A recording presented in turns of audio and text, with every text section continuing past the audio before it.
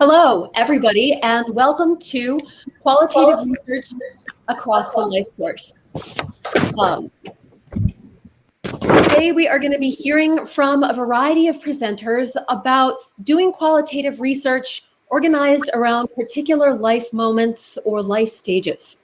Our MC and host for the event is going to be Dr. Andrew Bland, who's president of the Society for Qualitative Inquiry and Psychology. Before I turn the stage over to him and to our presenters, I just wanted to take a moment and give everybody an introduction to the Crowdcast space. And we've got a great crowd here today. We've got some new people here who haven't been here before. So I want to take a minute and just give you a little introduction to this platform and how it works. So some of you have seen we already have a good conversation going in the chat along the side, and I want to encourage you to keep it going. Keep sharing your impressions, thoughts in the chat. If someone says something you think is really cool and you want to just be like, yeah, I agree with that, or whatever, go on and continue to talk amongst yourselves in the chat window. We are going to have a Q&A session at the end of the event with all of the presenters. So if you have a question that you want one of our speakers to address during the Q&A, you'll see a little tab along the bottom that says Ask a Question. So if you click on that and you type your question into that window, then it will be there for our presenters to address during the Q&A. So just want to encourage you to put your questions there so we know to look for them. If you are running into any technical difficulties during the event, you see someone talking but you can't hear them or you can't see, feel free to put a message in the chat. I'll be monitoring the chat and doing some kind of tech support during the event. But I also want to encourage you, if you're having a technical problem, try refreshing your browser window. Sometimes just refreshing the browser window will solve the problem, and then you'll be able to hear and see okay. We're going to have our four presenters, then our Q&A. And I also want to call your attention to a little button down at the bottom of the screen that says, how do I join SQIP? The Society for Qualitative Inquiry and Psychology does lots of exciting things throughout the year that Andrew Bland will maybe talk about a little bit. But if you want to join the organization or find out more about joining our organization, you can click on that button. It'll take you to our website and you can find out more.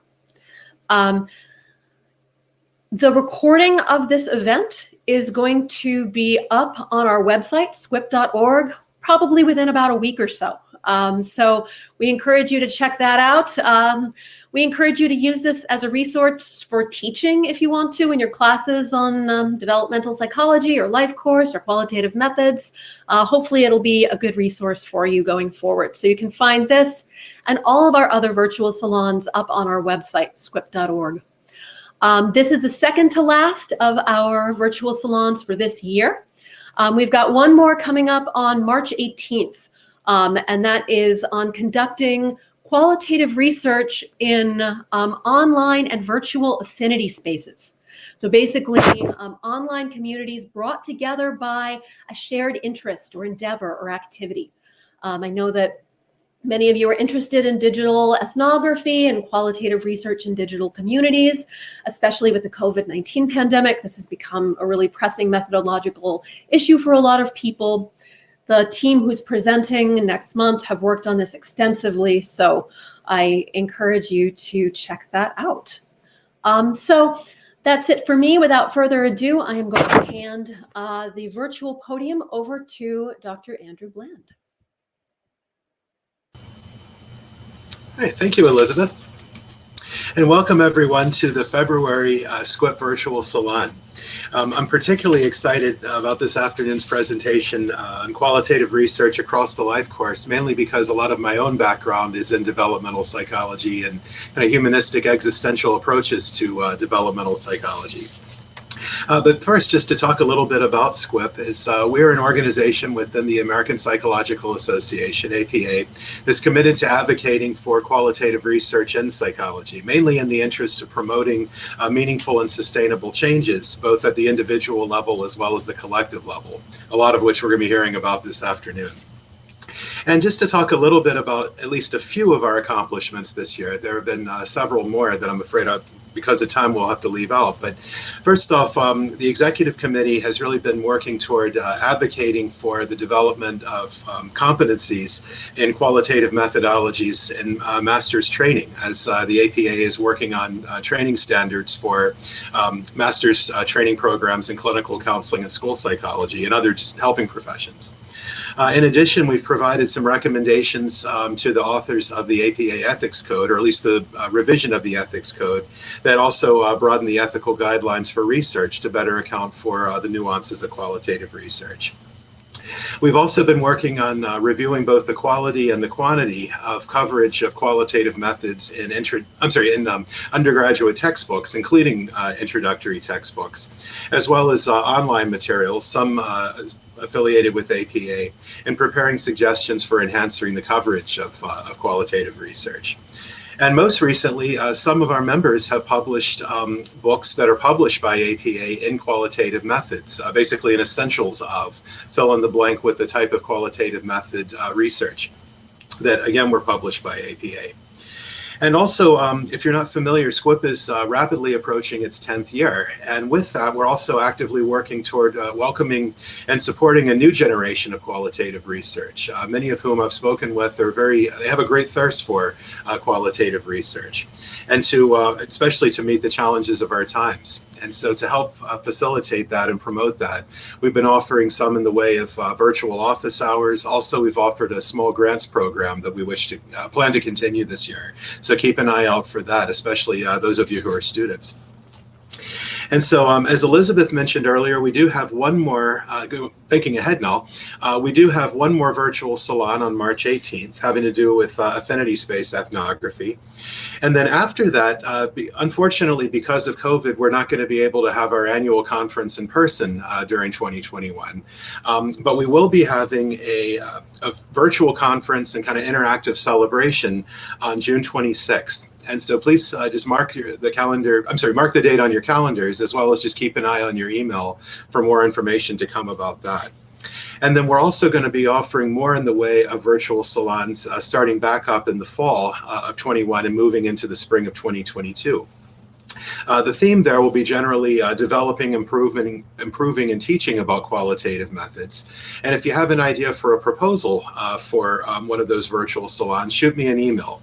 My email address is andrewbland, all one word, @hotmail.com. And I can type that into the chat later as needed. And then finally, if you're not already a member of SQIP, just remember also that Elizabeth had mentioned right under our faces here is a button on the Crowdcast page for how to join SQIP. It will take you directly to our webpage and give you more information about membership. So I hope you all enjoy this afternoon's salon and presentations. And as Elizabeth mentioned earlier too, if you have questions beyond just comments in the chat, make sure to post them and ask a question, and I'll be facilitating the Q&A at the end. So without further ado, let's hear from our presenters. Welcome, everybody.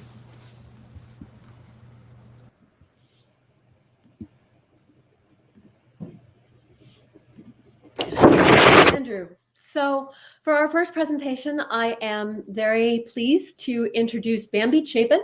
The title of her presentation is Watching Kids Eat: What Close Observation of Everyday Life in Sri Lankan Families Can Reveal About How Cultural Models Are Transmitted.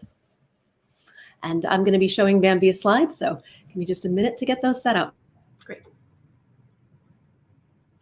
Hi, everybody. Thank you so much for joining us. And I'm really looking forward to this conversation and happy to be included. Also unplugging my computer somehow, so let's fix that. All right. Elizabeth, are you able to share those slides? You don't have to right away, but I want to make sure they work.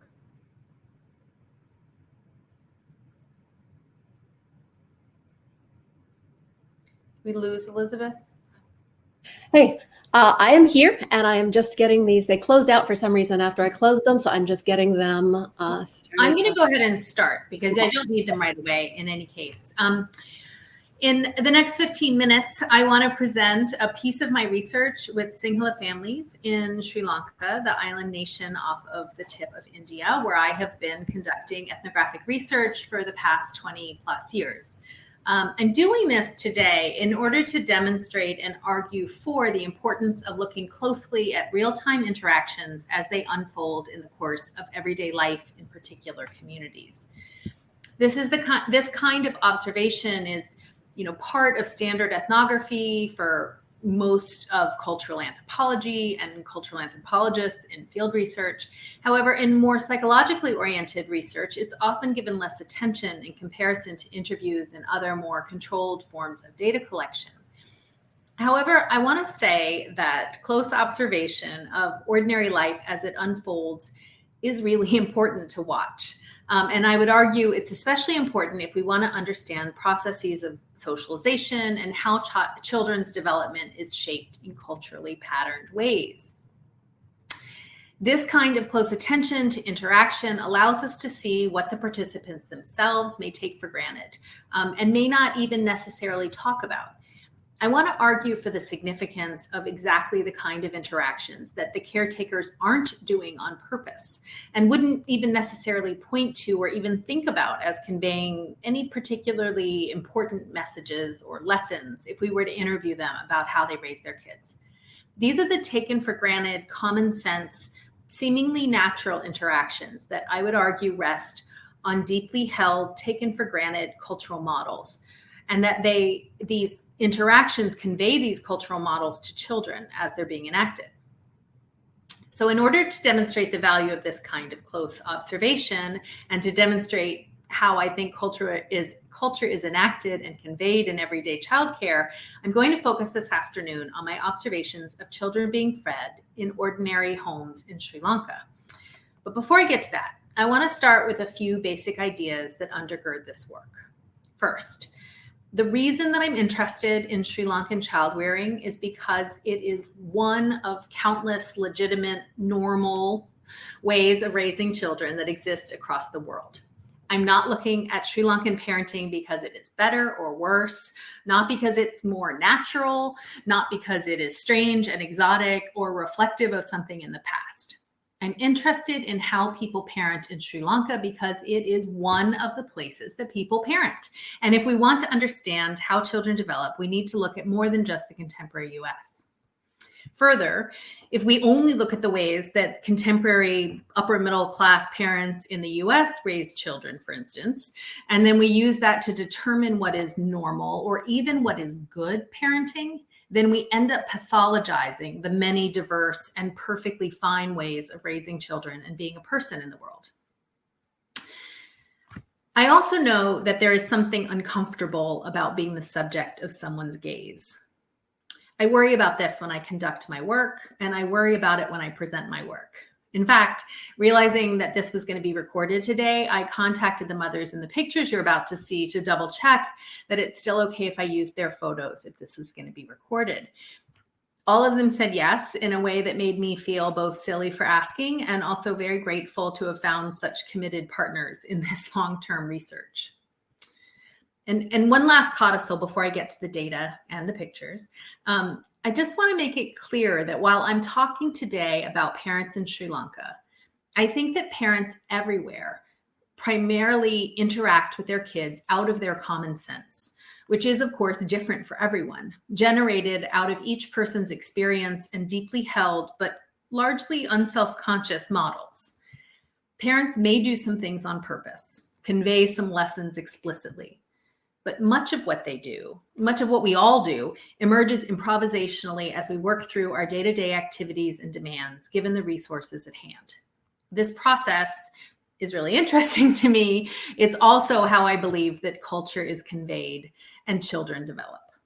So, okay, let's start with the slides. Liz, can you show us? Yes, perfect.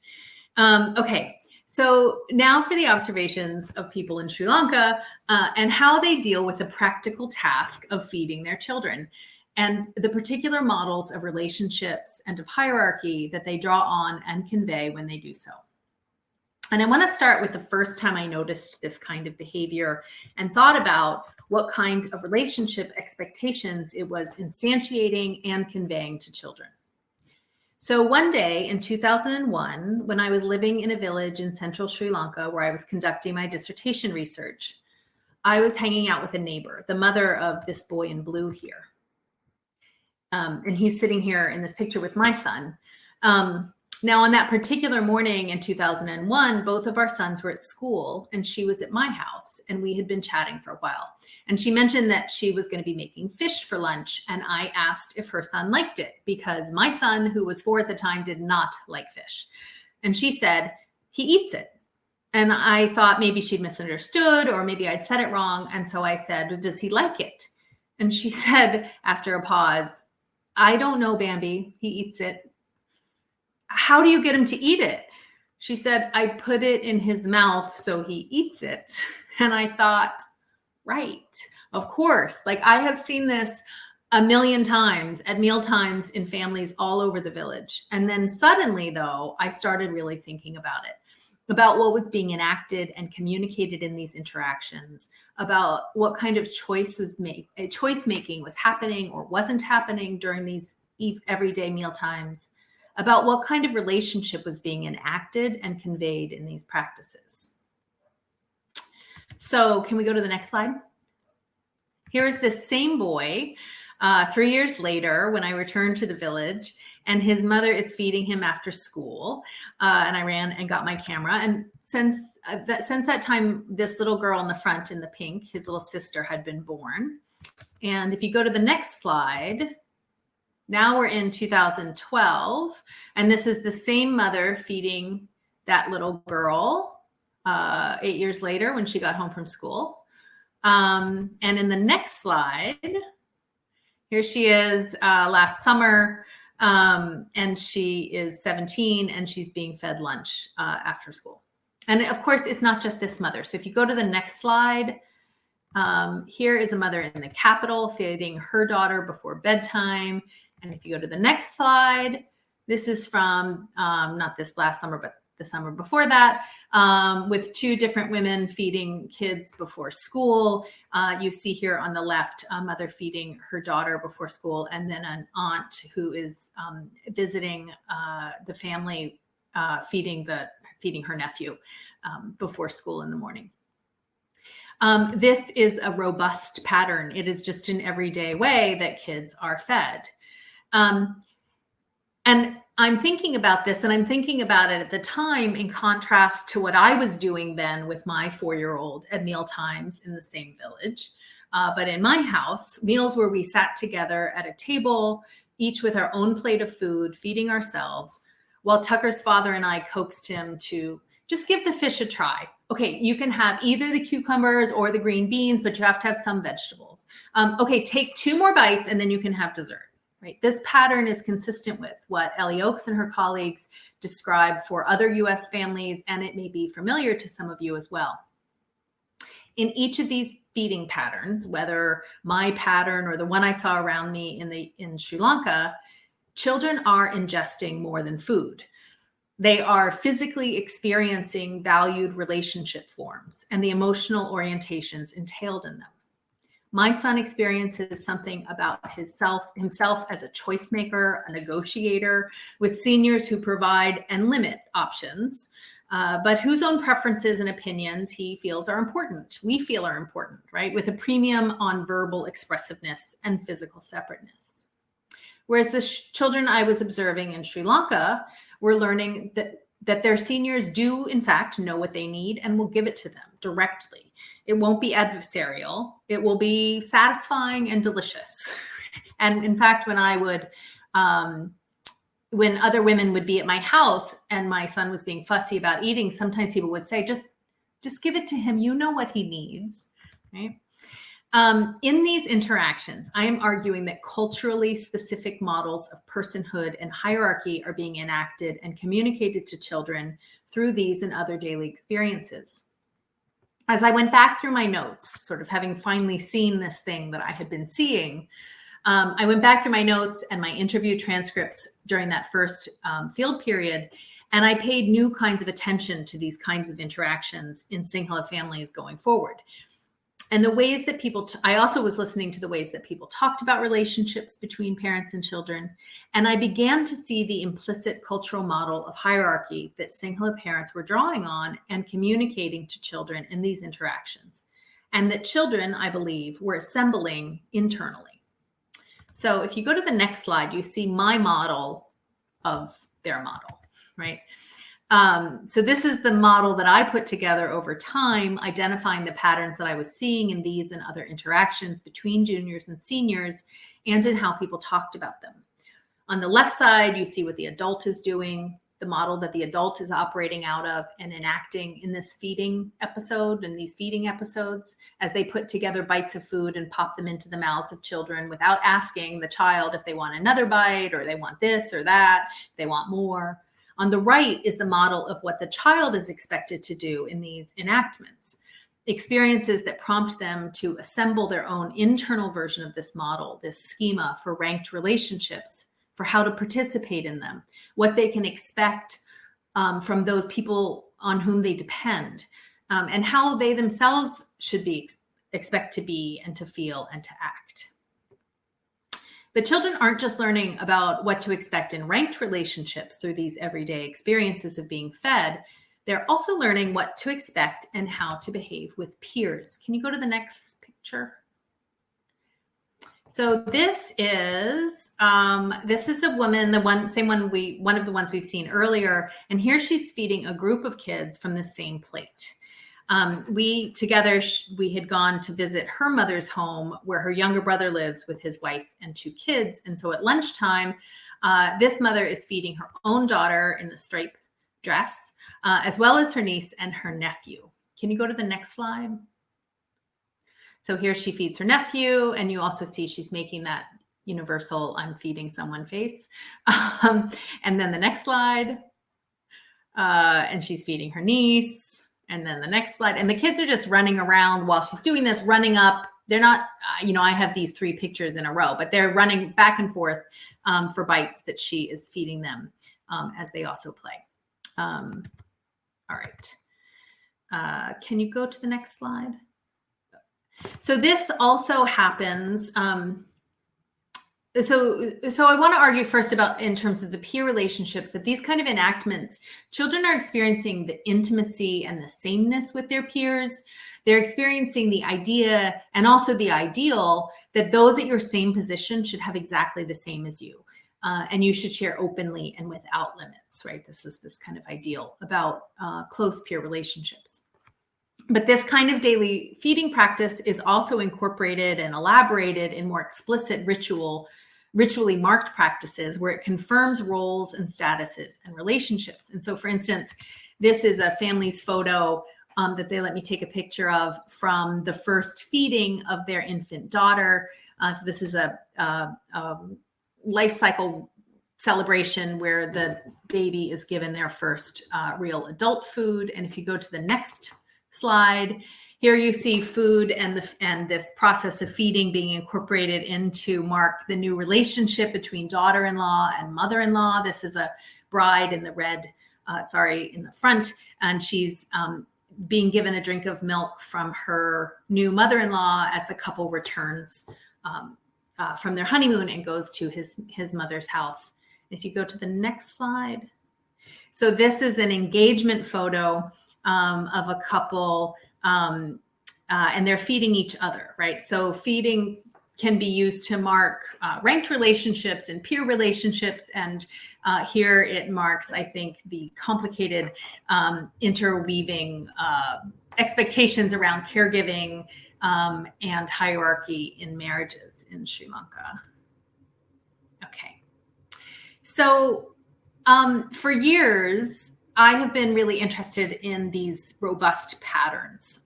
That's what I was really most thinking about, and it was really helpful in identifying that cultural model. But lately, I have become more interested in how they vary between individuals, and also how they change, or they might change, over time. And so I want to just leave you with 3 suggestive variations to this hand feeding practice that I observed in my work in Sri Lanka this summer, observations that I'm still working through and thinking about. So I just want to go through these next 3 really quickly. So the next slide.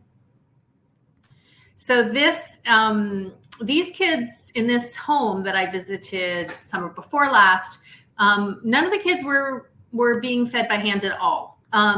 It seems possibly significant to me that their mom is somebody whose own mother left to go work in the Middle East when she was 8. And so the girl raised her 2 younger siblings by herself.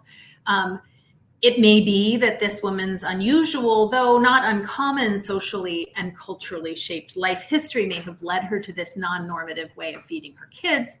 It might in turn shape her kids in unusual ways.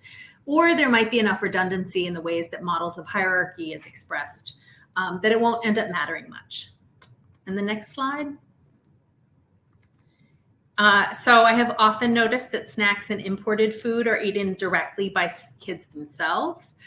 So as there are more of these packaged snack foods in kids' diets, varying by availability, affordability, preference, this may change the balance of children's experiences of their own body and of relationships with others.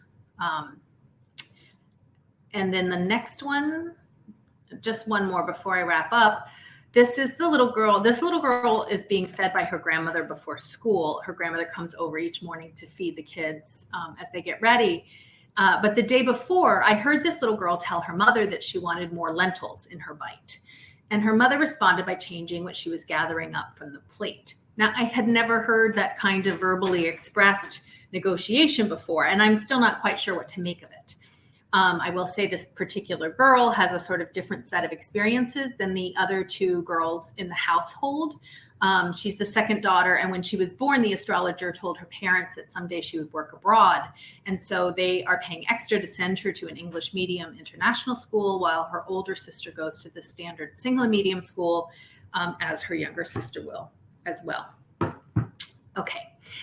So I hope that, can you just go to, yeah, we'll just leave it there.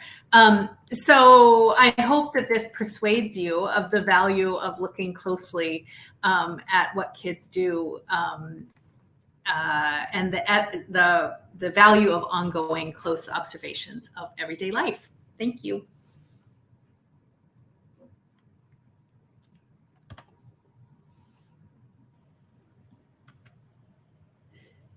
Thank you very much. So next, I am going to invite up to the screen our next presenter, who is, let's see, where is she? Why am I not seeing her on the screen? Thank you. A virtual round of applause for Bambi Chapin. Kelly Clark Keefe, are you still here? Oh, wait, here we go. I see you now. All right. I am inviting to the stage Kelly Clark Keefe, who will be presenting on somatographic assemblages of young adult identity work. Welcome. Okay.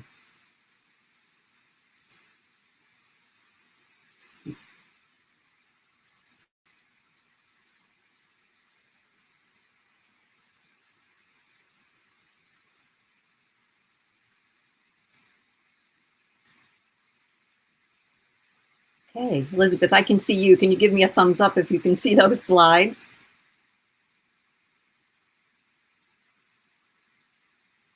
Excellent. Okay. Thank you very much, Bambi. That was so interesting. I'll be just so thrilled to hear some questions and things from the audience later on. So, as Elizabeth mentioned, my name is Kelly Clark Keefe. I use she, her, hers pronouns, and I'm an associate professor at the University of Vermont.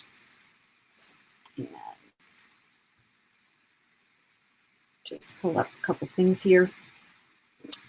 I wanted to acknowledge some things and some people. I would like to acknowledge that my being with you is only possible because of my complicity in the settling of unceded land of the Abenaki people here in Vermont, who have cared for it for generations and continue to do so.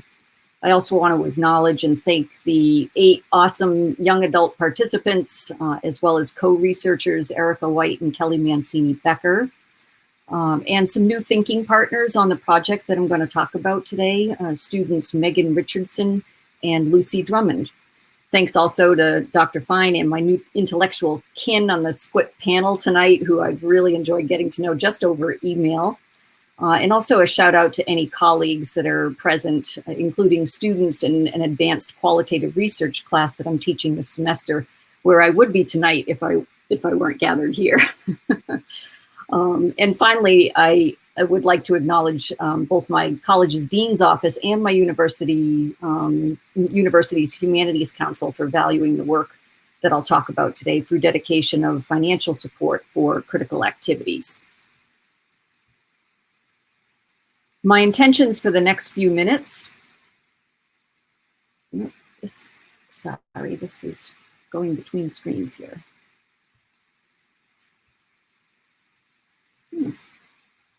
Okay, sorry, folks.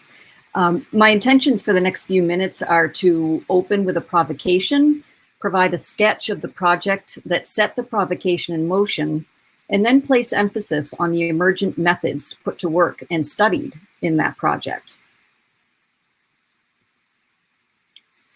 In preparing what I wanted to share today, my instinct was to begin in the middle, despite the potential disequilibrium that may cause right out of the so-called start.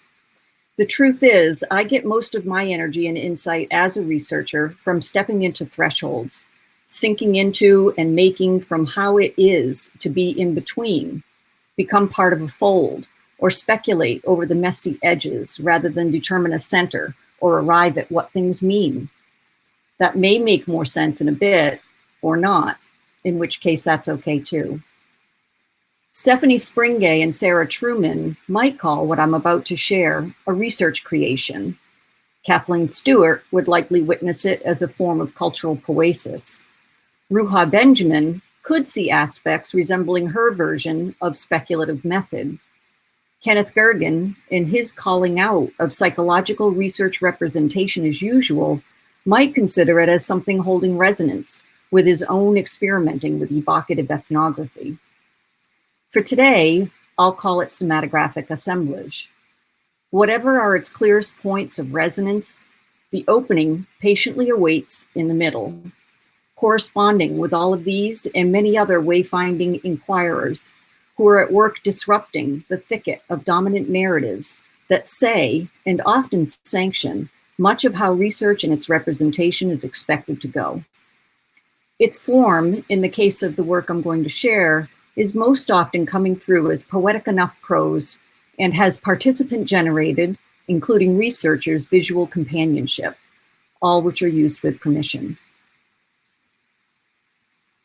In the moment of its making, this assemblage was experienced as an invitation to create, with some of the energy I registered from moving through analysis of data of all sorts. Some of the data are discursive versions of what was said. Other data come in overstuffed backpacks, waited in the walls of the studio, came to us in dreams, painted its way into speculations of what could be next, and so on. Whatever data was and still is, it was active, not passive or inert, or empty of agency until I, the researcher, came along to apprehend it. It was made, or more, co-made, between bodies and belief systems, objects and artifacts. And in that making, data, like you, and this assemblage, which we may already be in the middle of, we are always already becoming participants, capable of plugging into or pushing out pieces and processes of activity and affect into or out of awareness. Whether and how we attune and attend is a matter and materialization of perspective. Perspective is a powerfully fragile thing, and the arrival of young adulthood at the doorstep of this life course guest house might put some on edge over its readiness for rearrangement. Rumi, 13th century mystic and poet, saw them coming from miles away. "Welcome and entertain them all," Rumi said. Or so said some scribe, who may just have had a strange sense of humor, knowing that these visitors have been groomed for Instagrammerous arrivals. Despite being placed on paths littered with the unexpected, pictures of a planet in peril on her iPhone, #WeDon'tGotThis, pushing through the paralysis of still waiting for Black Lives to Matter, materialize mounting myths about meritocratically making it, when collectively so many signs point to messy systemic mashup that flashes back at them in neon lights, saying what they mostly already know: it depends. The countdown to Identity Work's return on investment is on, and there are so many things to mark and measure.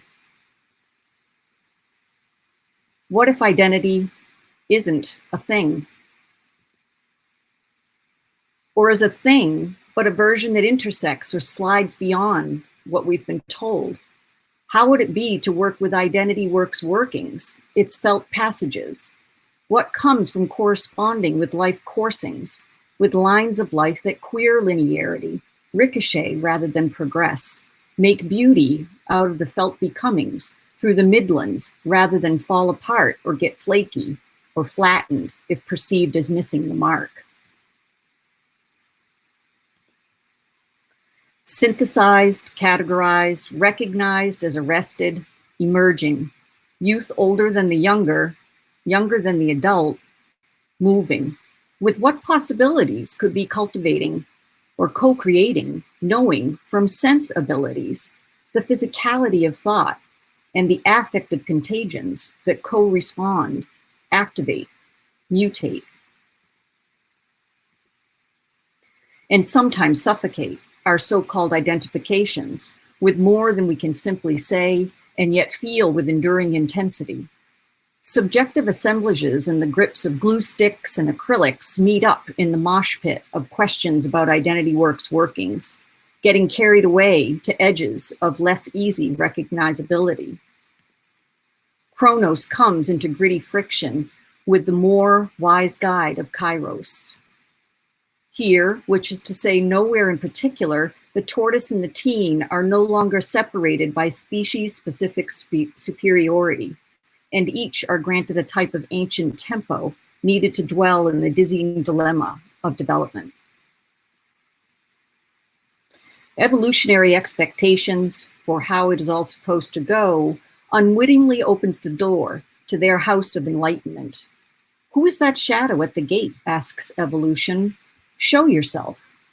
No singular self is revealed, and instead it is a fertile silence that falls into and fills the command.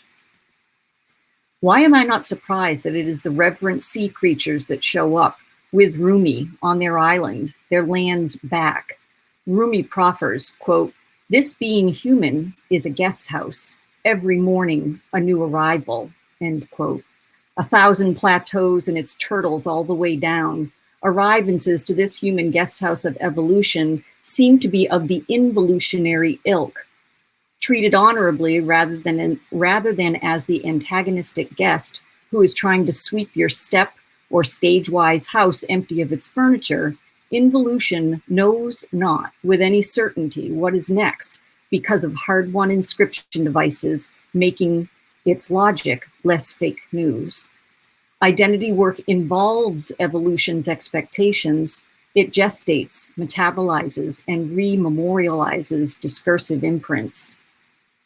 But then, like a young and impulsive lover, involution hurls open its gateways towards pathways of unpredictability and chanciness, the likes of which make evolution blush and quiver.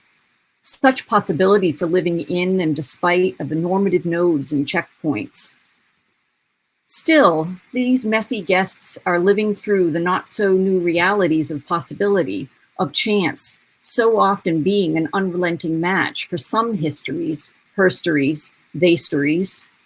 Come still to the guest house's edge, Here at the threshold, matter matters as much as the many meaning-making devices and lines of co-inquiry drift, making more frail the confounding ties that bind I to the Cartesian-induced binaries of recognizability. Here, images manifest and mess with the middle of Maslow's hierarchy of needs, wanting to declare how it is to be becoming between the slices, moving sideways and arriving upside down. Circle up and follow your older than your own instincts to how it is to be belittled while becoming bold. Consider that colors, lines, shades, and form may be calling you into some wayfinding that appreciates rather than castigates the precarious feeling of becoming infinite that keeps bumping up against being a form of progression and ultimately arrival, or else.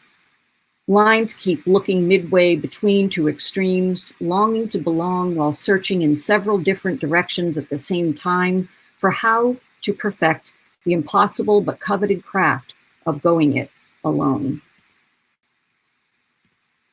There is more to consider, but for now, my backpack is full of snacks and my co-inquirers will wait, off to the studio where there seems to be a way for all this wayfaring.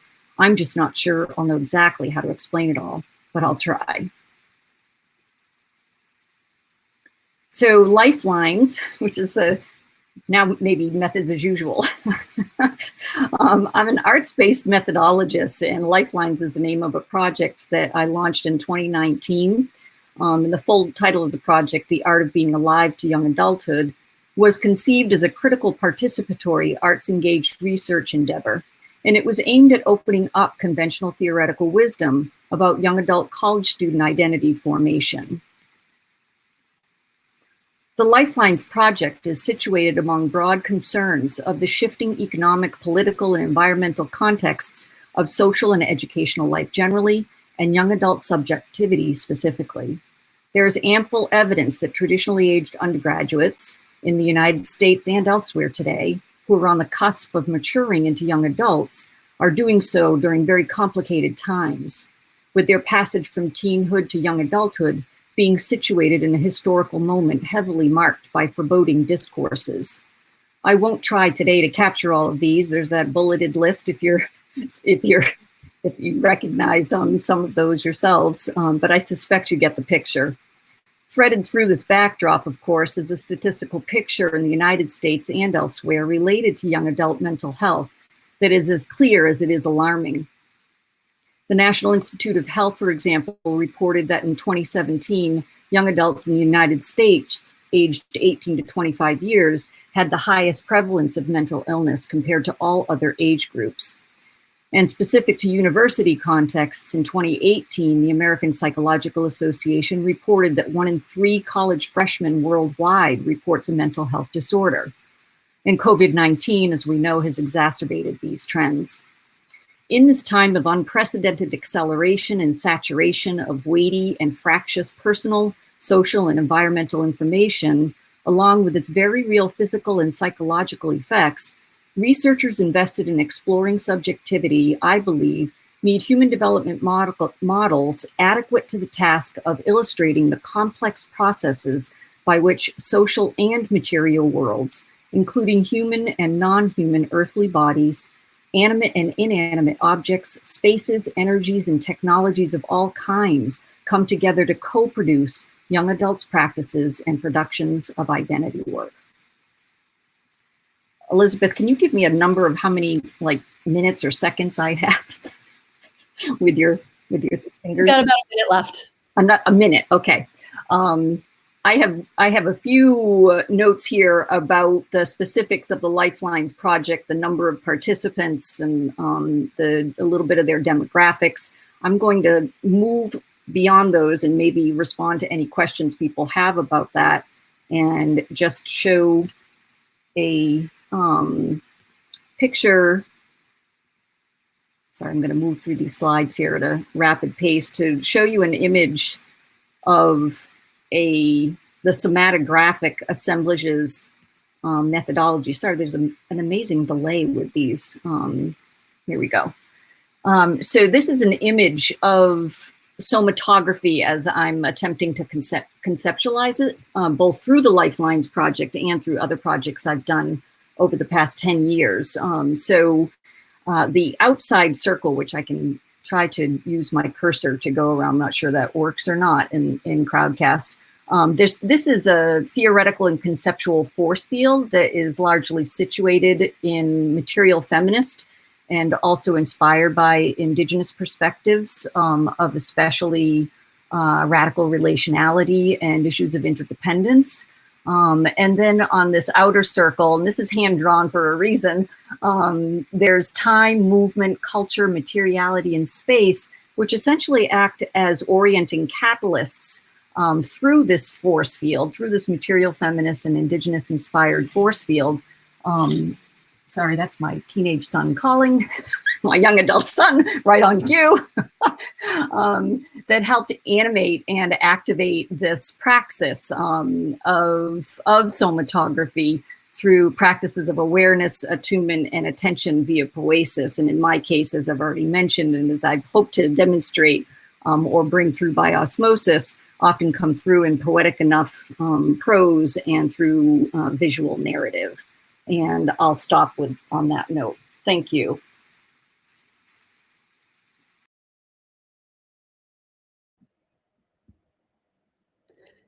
Thank you very much. Now we are going to invite to the stage Stacy Giguère, who is going to be presenting on, and I think these may flow nicely together, the poetics of childbearing, a fusion of qualitative approaches.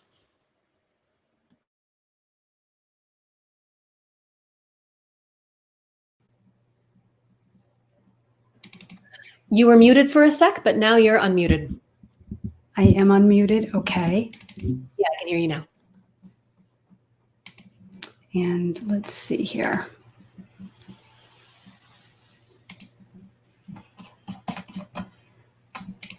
Okay. Hello, everyone. My name is Stacy Giguère, and I'm a professor of psychology.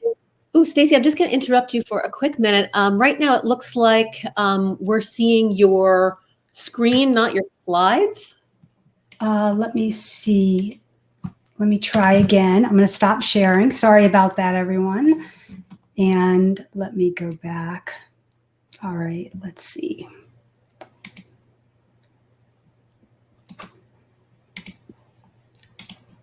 Is that better?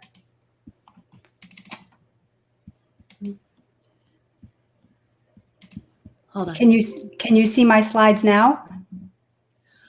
Yes. Okay, Beautiful. perfect. So my name is Stacy Giguère, and I am a professor of psychology at Manchester Community College, and I'm going to be presenting today on the poetics of childbearing, a fusion of qualitative approaches. I've been teaching developmental psychology for about 25 years, and throughout those years, I've been disturbed by the way that the origins of human development have been presented in psychology.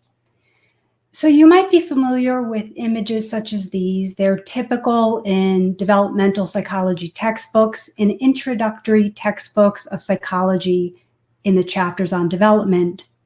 And what bothers me about these images is that the childbearing woman is absent, even though these pictures would not be possible without her. And so she's removed from the picture of the origins and foundation of human development. Now you might say, wait a minute, there's mention of childbirth and childbearing women. And that's true. And so if you look at the chapters on the origins and foundation of human development and you flip through the pages, eventually the childbearing woman is brought into the picture, but in a very specific way. So here's a table of contents of Burke's book, Development Through the Lifespan. And there's mention of reproductive choices, and especially things that could go wrong in the importance of diagnosis of fetal abnormalities, and then teratogens and other maternal factors. And I want to point out that the childbearing woman is seen as the prenatal environment. It doesn't sound like a person as much as an environment. And the other maternal factors are nutrition, emotional stress, maternal age. So when she's brought into the picture, the emphasis tends to be what can go wrong with the fetus. And she is portrayed as a potentially inefficient machine that must be monitored because she could break down. Now, it is important to pay attention to what can go wrong and what we can do to help fetal health. And that's important. The problem is when that becomes the main emphasis, and there's usually not much else in terms of the foundations of development, except focusing on the fetal health and what we can do to monitor the mother. So I wanted to move beyond this understanding. And if the problem was that the pregnant woman was absent, the solution seemed to be, well, ask her what it's like to be the origin of human existence, to be pregnant and to give birth.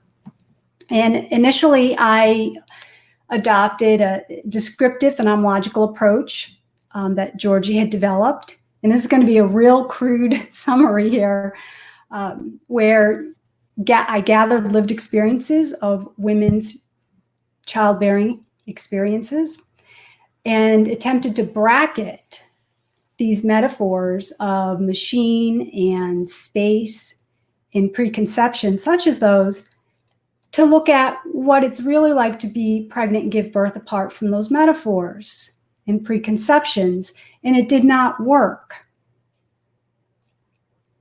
I learned that I couldn't bracket these metaphors and these preconceptions. They were part of the lived experiences that women described in their diaries and interviews. Now, one way to think about this is to think about figure and ground and gestalt. You're probably familiar with this. And so a gestalt is a whole that can't be reduced to the sum of its parts.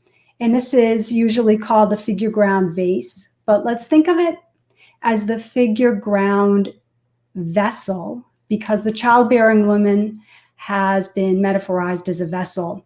When I tried to bracket that and remove that just to focus on women's experiences, what happened was that the gestalt just fell apart. The very thing I tried to study was unraveling.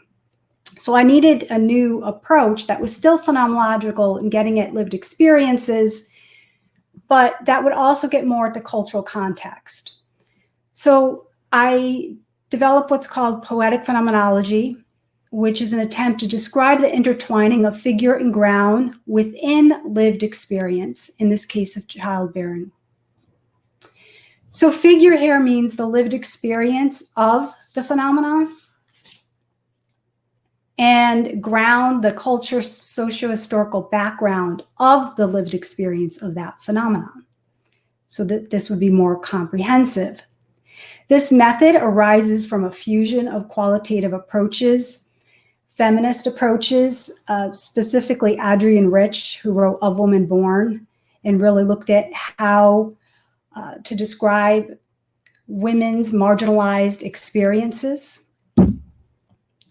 It's phenomenological in the attempt to describe the structure of lived experience, and adding to that a postmodern twist of deconstructing the meta-narratives of childbearing through metaphors throughout history. There are three phases to this research. The first is to figure the ground, so the socio-historical context. The second is to draw out the figure, to draw out the lived experiences from the ground, and then to ground the figure, so the intertwining of figure and ground. Now, this is a flow chart that I made, and I know you can't see this, it's really tiny, but I'm going to go through some of these steps. I'm going to spend more time over here, just a little bit time here and a little here. Okay. So the first phase is to figure the ground, and this is conducting a socio-historical hermeneutics of childbearing metaphors, so interpreting metaphors throughout history. One way to think about this is that it's a deep historical interrogation of the natural attitude of the lived phenomenon. So there is this bracketing or suspending, this habitual way of understanding, but instead of just setting it aside, it's actually doing a phenomenology of that natural attitude to see how it might figure into women's lived experiences. so that I could understand it more. So how's this done? One, to gather protocols. And so these are cultural artifacts of the natural attitude toward childbearing. So cultural conventions, norms, paradigmatic theories, habitual beliefs, and practices. For example, the ultrasound snapshot that women experience throughout pregnancy. This is protocol for pregnant women. Looking at medical textbooks that have been paradigmatic in the field that will inform some of the procedures that childbearing women encounter. And so, for instance, in reading this, I came across this metaphor: the fetus is a demanding and efficient parasite. And so I make note of that. I make note of themes that might impact women's experiences, especially metaphors. Again, I've already shown you these images, but looking at how women's childbearing experiences have been framed in psychology. Here's a quote from a developmental textbook. The embryo, like a spacewalking astronaut, floats freely in its fluid-filled chamber. So here's another metaphor. Before we had fetus as a parasite, here now the fetus, the embryo, is like an astronaut. So the next step of this is to dig deeper and to do a historical analysis and look at the origins of the artifacts. I'm just going to give you a little sample of this. So in the case of these fetal images that we see in developmental texts, they originate with Leonard Nilsson's photography in April 1965. And this was one of the most popular issues ever of Life magazine. And part of this work is to look at the surrounding events that are happening that might impact the understanding of the cultural context. So you heard the quote where Burke just compares the fetus to an astronaut. And here we have this kind of looking like outer space image. And just a couple months later, there was the spacewalk. And what's really interesting is if you read inside this issue that it's not just that the fetus has been described like an astronaut, but the astronaut like a fetus floating in space. And this cord is described as the golden umbilical cord. And so what happens is that the fetus in development is seen as this fully matured being like an astronaut. And in the background is woman's personhood. The next part of this is to delineate common metaphors among the artifacts. So to look at what's a common metaphor that can summarize the patterns. In this case, I've already mentioned it, the vessel spatial metaphor. Now, the reason I keep emphasizing metaphors is Kerr says that metaphors make ontological commitments about what it means to be in the world. So childbearing metaphors reveal what it's like to be a pregnant and birthing woman in the world. And the next part is to explicate the ontological commitments of metaphors to understand what these mean and how they might impact women's lived experiences. Kerr says that the metaphorical is at once signifies both is not and is like. In other words, whenever a metaphor is used, we have what the childbearing woman is like, a host for a parasite or a space. But this isn't literal, so there's a tension between the literal and the figurative, because she's also not this. When we diminish the tension, Kerr says we engage in ontological naivete. And I would say this is what the natural attitude is.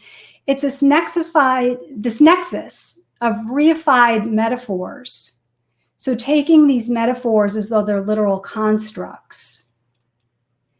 And this happens by focusing on only the similarity with the metaphor, only how a woman is like a space, taking the metaphor literally, and then excluding other meanings, which marginalizes women's lived experiences. The next part is to write a description of the socio-historical context of childbearing in the form of a story that includes the historical evolution of their metaphors and their relationship, and the ontological commitments and their existential consequences. And what that means is a narrative, writing a narrative that describes, well, whose commitments are these? Who might be empowered or disempowered by these commitments? What else might childbearing women experience that are excluded from these metaphors? I'm not going to actually read this to you, but I'm more than happy to share this with you after. These are just samples of what the narrative would look like. Once I have the historical narrative, it's to now think about, well, what does this mean for women's lived experiences, and to really focus on their lived experiences to draw out the figure. It's a phenomenological analysis of lived experiences, and I did that through diaries and interviews as women were pregnant and after giving birth, and also looking at historical diaries that are from different eras. So collecting diaries, conducting interviews, developing common themes from diaries and interviews, and condensing them into a story for each participant. Then the next part is to develop essential common themes that express the ontological tie of the childbearing stories to each other. So what's common in being pregnant and giving birth and being the origins of human existence in terms of these stories, and then thinking about that tie to the life world by looking at that first phase of the social historical context. So the poetic description is looking at those socio-historical metaphors from phase 1 in relation to women's experiences, and thinking about how those experiences are and are not.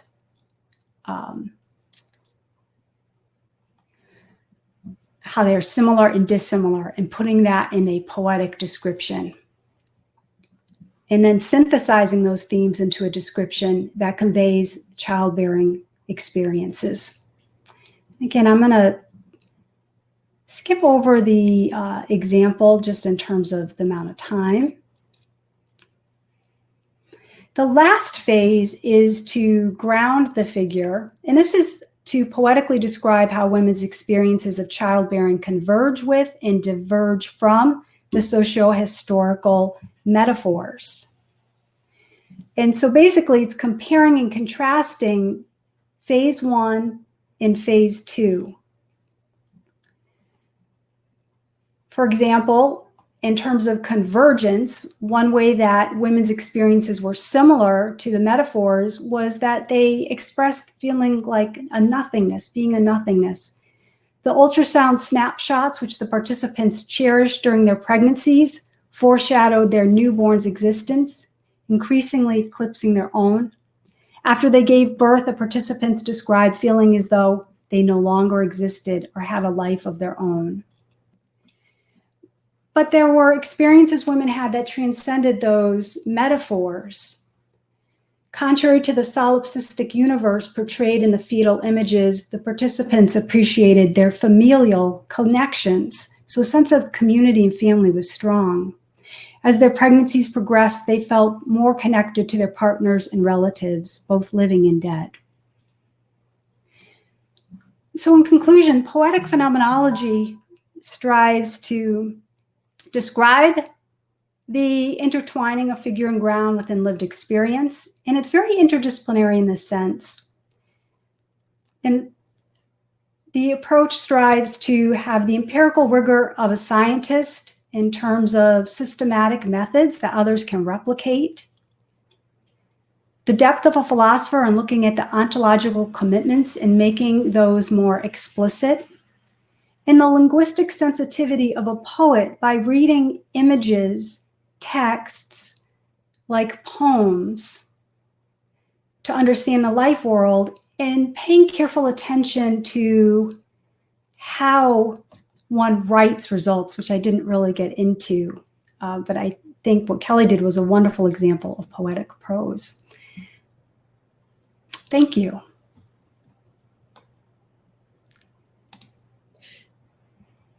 Thank you. And just want to encourage everybody, if you've got questions or things you want to hear more about, please go ahead and put those in the Ask a Question section. I know these are opening up as many questions as they're answering. And so please do feel free to get asking on those. So lastly, appropriately enough, our final presenter is going to be Holland Reicher with a presentation titled A Qualitative Research Agenda for Narrative Identity in the Last Chapters of Life.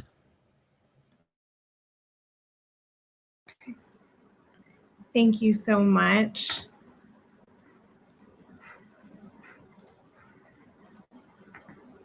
Okay. Are you seeing my screen? I am. Fantastic.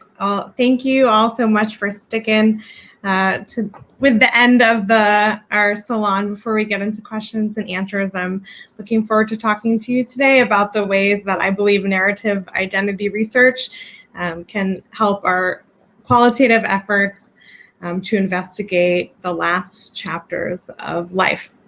Of course, when I submitted this presentation idea a little over a year ago, I had no idea when I spoke with you that we would be in the midst of an enormous public discourse about the lives of older adults as it relates to the COVID-19 pandemic. But I think that example provides a really useful jumping off point for us to think about the ways that qualitative research and narrative identity work in particular can be a method of disrupting harmful stereotypes and narratives about older adulthood and replacing those with knowledge about the actual lived experiences of older people. So most of the public discourse around older adults during the pandemic has been related to the burdens and vulnerabilities that older adults bring, as well as the value of their lives. And in response to the ageism and problematic nature of those discourses, there's been some response that attempts to decrease stereotypes through pointing to variability in older adults' health, variability in their productivity to society, as well as the need for older adults to have agency and autonomy in terms of their health decisions and everyday daily activities. But I would argue that all of these raise the basic question of what is the value of an older adult's life and what makes this life a good life? And in particular, the institutions that were among and the media representations of this question have mostly to do with one's physical health and also the economic value that one can contribute to society or the extent to which one is a drain on society. But of course, we know that in addition to being biological creatures, we are also biographical creatures. And in terms of a narrative identity approach, this looks like an ongoing meaning-making process of stories shaping selves and selves shaping stories throughout the lifespan, in which a layer of personality is that we as individuals use narratives to explain why we do the things we do and how we became the people that we are today. And from a narrative identity perspective, we understand these stories as implicitly held and sometimes explicitly told, for example, to a researcher or a social intimate, more or less cohesive story that may include lots of different triumphs, failures, dreams, regrets, whatever might be selected for that telling, the past as it's remembered, the present as it's understood, and the future as it is imagined. And we see these life stories as made up of a combination of both what is, so what we might think of the objective facts of a person's life, and also what it is that we story or restory, so our interpretation of construction of life events and how they relate to who we are. So a life story is neither the real thing nor a fiction, but it's a combination of both memory and imagination. And in a life story, we can see the negotiation of one individual's story of the self and the constraints that society exerts on that story.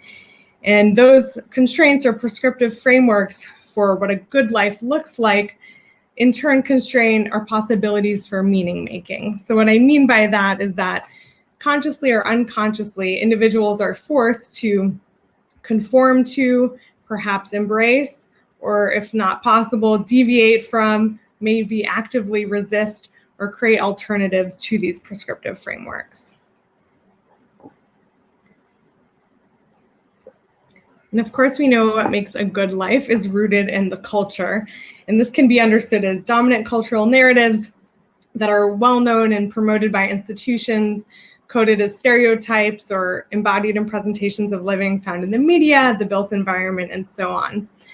And thinking of these as master narratives may serve as a useful root metaphor for psychological and developmental science because of the way this provides a vocabulary and language for understanding the dynamic co-creation of an individual life story as this dynamic dance sort of between an individual's life story and the constraints brought by society.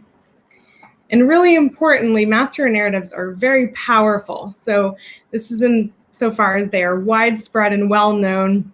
They're invisibly integrated into society, so we can usually point to them if prompted, but they're more like the water that we're swimming in all the time.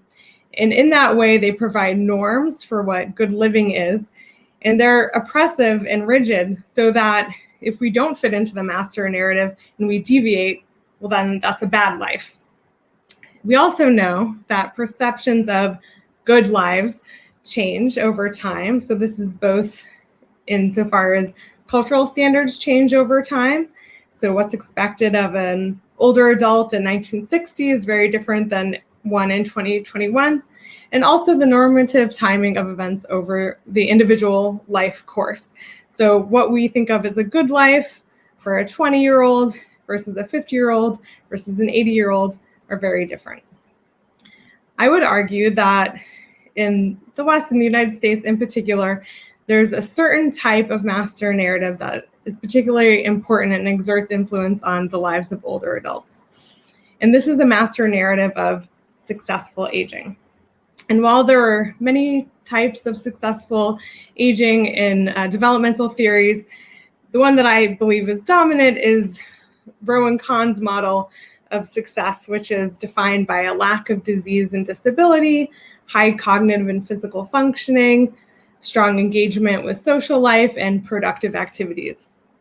And what this model of successful aging results in is a dichotomization of two groups of older adults. One is the third age, or referred to as the young old, and these are individuals who are relatively fit, healthy, economically productive.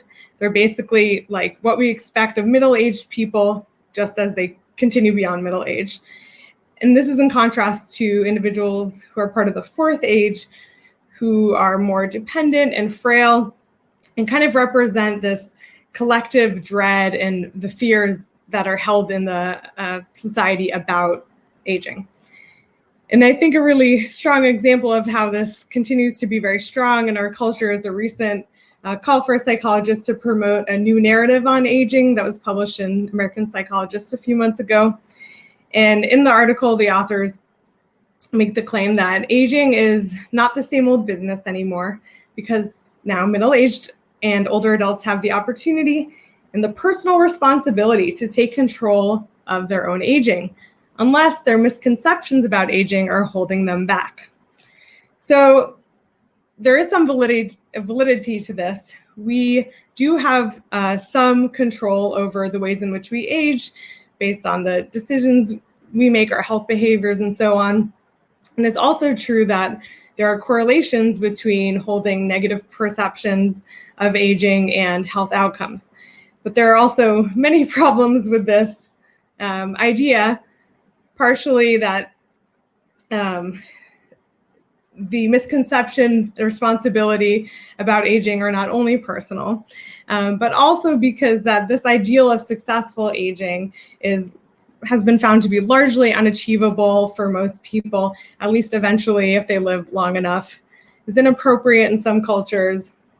And importantly, it marks some lives as more desirable and worthy than others, which leads to conditions for marginalizing individuals and for marking them as disposable, and also encourages people who are at risk of being othered to align as closely as, present themselves as aligning as closely as possible to the master narrative to avoid being grouped in with those who are marginalized and disposable.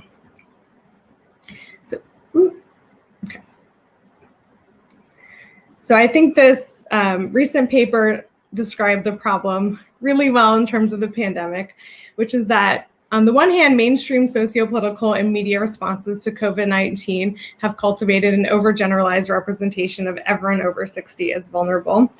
And then on the other, the ageism in these representations has been contested through calls for intergenerational solidarity by older adults stating their validity and productivity. The underlying message of both of these is the same: defy aging for as long as possible and avoid becoming superfluous. These counter narratives to ageism have not yet been particularly helpful in revaluing the lives of those unproductive, dependent, and alive, or in overcoming the dichotomization of healthy versus frail aging. So I want to argue that the narrative identity approach and qualitative methods generally might have something to offer in actually helping to revalue these lives and overcome the dichotomization. So a narrative identity approach in particular asks big questions about the past, present, and future, and important self-defining memories. And in these interviews, participants are directly asked to make meaning of the events or scenes that they're telling to one's own identity as a person or to one's life story. And in this way, narrative identity research offers a unique access to the lived experience of the life story. So for example, Linden colleagues recently pointed out that older adults may have the ability to contextualize the COVID-19 pandemic as part of the long view and draw on strengths discovered in previous difficult experiences to cope with these difficult times. Similarly, other authors have described the ways that individual and communal disruptive events might be narrated to enable sort of biographical continuity, coherence, and integrated identity, such that the life story continues to make sense and be satisfying for some using these narrative strategies. I also wanted to highlight a couple of examples of a qualitative narrative approach to investigating questions of successful aging. So for example, when prompted to describe their life stories, highly resilient elders use themes of redemption, agency, a sense of life being basically good despite challenges, identification with a larger reality such as God, and those scoring high on purpose in life, resilience, self-transcendence, and so on, narrated strong dialectical themes of feeling competent yet faithful in others, optimistic while acknowledging hardships, balancing activity and passivity, stability and change, and connecting to the present, past, and future. So these particular strengths that come up in asking people about their life stories of success feel very different to me and completely flip the script, I think, on this model of successful aging as a purely biological and economic process. So what is described are reminiscent to me of models of successful aging that involve reintegration and resolution of conflicts to make new meaning, balancing changes in physical functionality with increases in spirituality and transcendence, decreases in focus on materialism, increases in focus on the inner life, connectedness to other generations, and to the divine. I think that narrative identity research offers ways for us to look at alternative narrative strategies to story successful aging. So this may look like compensating for narrative loss and possible different stories that could happen by continuing to repair and examine life in the present and look toward the future, maintaining flexibility of stability and change to resist a narrative foreclosure or stuckness, reviewing, revising, integrating, and accepting life as it has been lived to create a satisfying narrative, discarding and rearranging possible selves along different dimensions and choosing from those as needed and when adaptive to create a satisfying story. And then also the creative process of creating individual meanings through a combination of memory and imagination that really transcends the here and now, and the ego in the moment of aging, as it were. So I believe the next steps of drawing on narrative identity, exploring narratives of the lived experience of successful aging are just one possible path to using this framework to investigate the lives of older adults. I think that narrative identity techniques, in that they invite explicit reflection on a life story, perhaps by providing participants with structures for sense making, or like in the form of book chapters or murals or quilts, explicitly invites participants to make their own meaning of their life experiences and of the life story, and ask them to identify their own overall life themes. It can be used to help connect difficult events like the pandemic into one's larger life story. We can learn about the instantiation or deviation from master narratives in older adulthood specifically, and of course the influence of cultural differences and differences in social location in storing the aging experience. So the overall goal is to pursue more nuanced understanding of lived experience in service of disrupting master narratives of older adulthood that are ultimately damaging in the ways that we've seen in this pandemic. So I'm going to end there. I'm going to thank SQUIP, Elizabeth Fine for organizing this, and my fabulous co-presenters, my advisor, Dan McAdams, and our research group at Northwestern. Thank you very much. Thank you. So now we've got about 10 minutes for questions. I'm going to invite all of our panelists up to the stage. So they'll be coming up one by one. And just want to encourage you all to feel free to ask whatever it is you'd like to hear about these methods, these approaches, what they found out, details of projects, whatever. Just go ahead and put those in the ask a question window.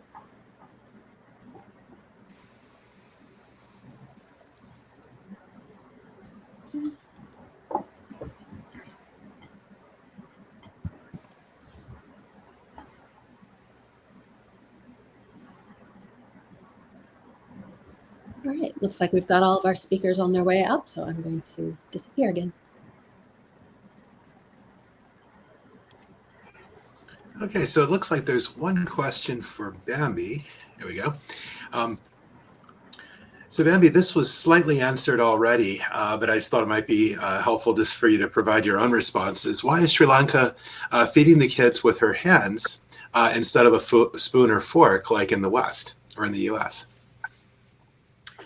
Can you hear me? Is that it's an interesting question. I guess I would want to reframe it kind of and think about why would they, right? What do we get out of feeding by hand, feeding with a fork, feeding with kids feeding themselves with one of those little plastic things that's like, I don't know, shaped like a turtle or something.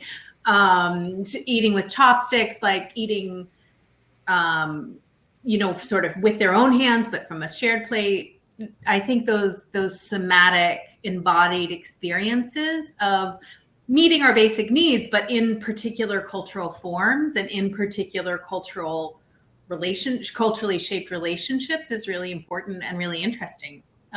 There's certainly no reason why a fork is preferable. And I think, as Dupashika said in the answer, there are reasons I can think of why being fed by hand is tasty and also really lovely.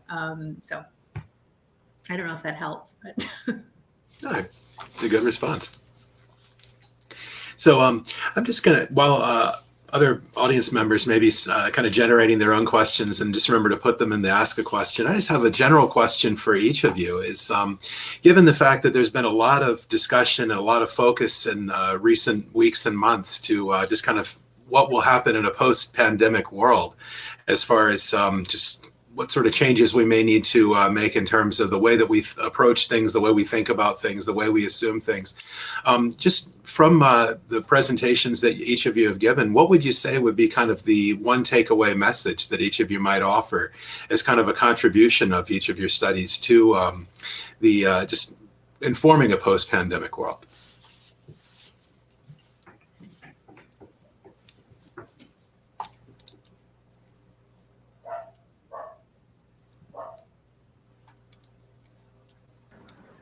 Well, I'd be happy to start, Andrew. Why not? Thanks, Helen. In the middle. And I know I just threw a big question at you there. So yeah, no, it's a really important and timely, of course, question. The Lifelines project that I was talking about somewhat indirectly and then eventually directly, it really ended right when when we had to pivot to online learning, and students were shuttled home and had to quarantine and that kind of thing. And that coincided, of course, with the kind of uptick in and not surprisingly at all, the uptick in mental health issues that were being experienced by students within that age group. And so, to your question about moving forward, I so appreciate this panel. Well, for a number of reasons, but not the least of which it really reaffirms my my sense of commitment of the ways in which we think about life narratives, development, a life becoming a life as something both, not just both, but biological as well as social. It's it's a narrative as well as it's something that is embedded and placed in our experience in the natural environments that we live in. And so I think that anything moving forward with the various, well, I'll just speak to my experience with young adults, is that that we continue to consider the ways in which the social and the biological, the cultural and the natural, so to speak, continue to be combined. That that the pandemic and us having to quarantine and having to do this doesn't displace or somehow replace the necessity for contact, which is one of the reasons I'm committed to practices that invoke emotionality, that remind us that we have bodies, that that we're something other than a box that we're sort of forced to interact with at this point. Because I think things are going to continue in this vein for a while, at least for colleges where young adults have to be in close proximity with one another, and they're on campuses, but they're largely in their bedrooms doing their work through computers. So that's more, maybe more airtime than I need to take up. But I just think remembering that that we have bodies as we continue to kind of forge through this pandemic. I think I'll add in response to your question something I didn't get to touch on in my presentation due to time, and just put a plug in for us to think about, which is that as part of the life story involving the imagined future and thinking about the last chapters of life, that of course includes dying and death. And this methodology provides an opportunity for doing some thinking and dialogue and imagining of what we wish for in our death, and the way things have unfolded have been very much not what people typically wish for. But I think that the pandemic has raised a lot of important questions about what dying looks like, and also our preferences in terms of advanced directives and so on, that have the potential to become part of our life story. And through engaging in those dialogues, that we have the opportunity to exert a little bit more influence on that story, and I guess engender more respect for the individual and the social combination in there, both with the present and past life story, but also how it might end.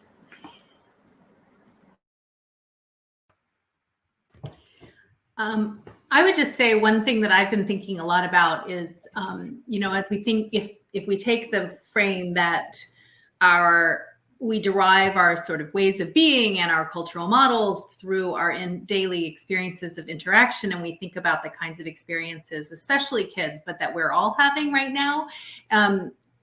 I think a lot about the possibilities for both shifts in cultural patterns, but also real divergences as people have vastly different experiences from each other.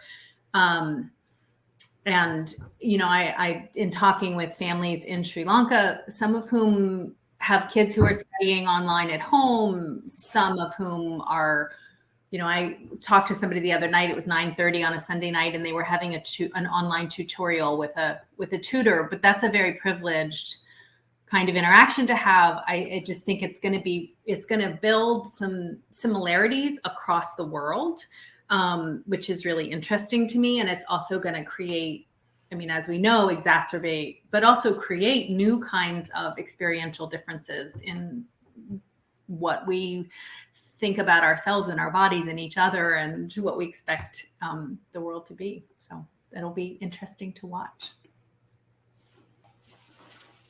I guess for me, there are two takeaways. One is that there are a lot of existential uncertainties right now with the pandemic. When I think about my work, I think pregnancy and birth awaken this anxiety about existential uncertainties. And in the past, I've been somewhat critical, I think, of the medical establishment and even psychology and how it's approached pregnancy and birth. But now I'm thinking about critiques that come from a place of compassion since the pandemic and seeing that this is an approach to try to cope with anxiety. And in pregnancy and birth, at least in the medical community, sometimes the pregnant woman, the birthing woman's been perceived as a germ, like a contaminant. There's this concern about germs and contamination and spreading that, especially the sense we must separate from mothers. And so I'm wondering how the pandemic is going to affect our relations. When I saw the photographs of feeding by hand right now in the context of the pandemic, I thought, whoa, in terms of contamination. And so anyway, I wonder about that, how it's going to affect our touching each other in the future, because it's going on so long, it's starting to become internalized as a way of relating. I wonder about. Those are two takeaways for me. Well, thanks to each of you for your responses. And if I may just, we are going to need to be mindful of time, at least by my clock, it's 5:32, but I at least wanted to put out one question that was from one of the audience members. Let me just pull it up here. This is kind of more of a general question is, do each of you here find that you are finding important co-interest or overlapping methodologies with current cultural anthropologists?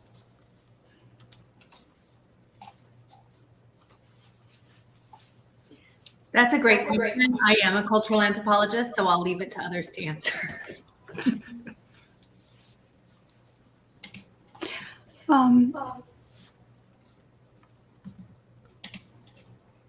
I was just going to say that I've really drew on a lot of medical anthropologists, and I think got so much insight from them. Like Emily Martin looked at reproduction in terms of metaphors. And so there's been an overlapping for that first phase for me of looking at metaphors in medical anthropology. I said yes, and I would also just add that in the comments I did that I think I also am very interested in the bioethics literature and medical humanities literature, and I find it very potentially informative to my work, but I also see a lot of opportunity for psychologists to have more influence in those spheres and to really enhance them.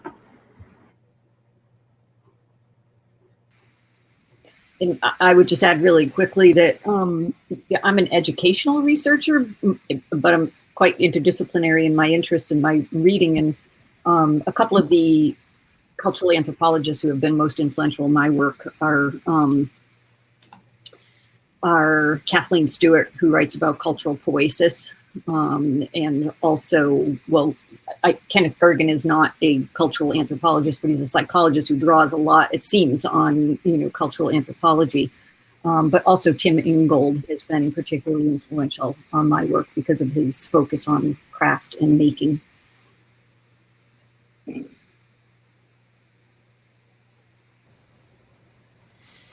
I chose that question in specific simply because, at least in my experience working with human development, it's just so essential to be, as I call it, multilingual, or at least to be able to kind of bring in perspectives from other disciplines outside of psychology.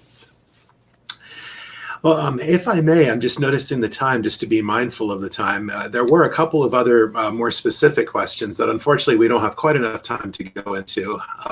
Although to the people who asked them, certainly it might be appropriate just to field those questions specifically to the presenters if you still wish to have them answered. But I just want to thank everyone for coming out today, and also to our presenters for offering such a wonderful set of presentations that were not only very thought-provoking, but I think really have very important lasting implications for years to come in terms of the way we think about development. So be well to everyone, and Elizabeth, I'll let you finish up. I'll just echo again, thanks again so much to all of the presenters. Thank you to Andrew for emceeing and hosting and leading the discussion. Thanks to all of you who have attended and put comments in the chat and questions in the question. And we hope to see you all next month and in future virtual salons. Take care.